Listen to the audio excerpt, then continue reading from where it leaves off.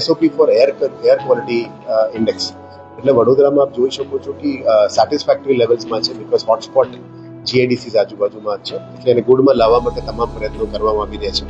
અમારે ambient air quality monitoring system પણ આપણે ટેમ્પરરી એક જગ્યામાં ઇન્સ્ટોલ કરીને ચાલુ કરી દીધી છે.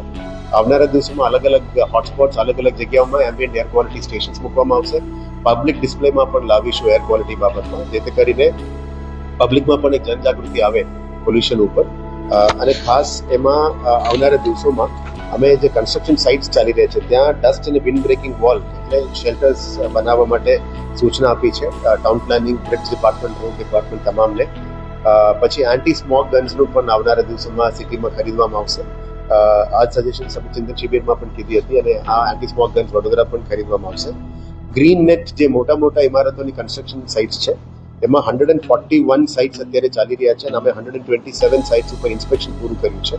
28.25 લાખનું દંડ પણ લીધેલા છે for unhealthy construction practices. Construction debris સાઇટમાં કઢાઈ સાથે મીટિંગ કરવાની છે, એટલે જેટલા પણ ડેમોલિશન કરો છો એમાં વિશ્વામિત્ર જેવા પટમાં અથવા કોઈ જગ્યામાં ખુલ્લા પ્લોટમાં ડમ્પિંગ ના કરે એ બાબતમાં કઢાઈ સાથે મીટિંગ કરવાની પીપી ડિપાર્ટમેન્ટ દ્વારા કરવામાં કીધું છે. એન્ડ વી ઓલ્સો રિક્વેસ્ટ કે દરેક કન્સ્ટ્રક્શન સાઇટમાં જે લેબરર્સ કામગીરી કરી રહ્યા છે એ પીપી મટીરિયલ વાપરીને કામ કરે. એટલે કન્સ્ટ્રક્શન લેબરર્સને રિક્વેસ્ટ કરીએ છીએ, એમના ઓનર્સને પણ રિક્વેસ્ટ કરીએ છીએ, કારણ કે એર ક્વોલિટીને અત્યારે બહુ ઇમ્પોર્ટન્ટ છે. એર ક્વોલિટી ઇન્ડેક્સ ઉપર કામગીરી પણ કરવાના છે.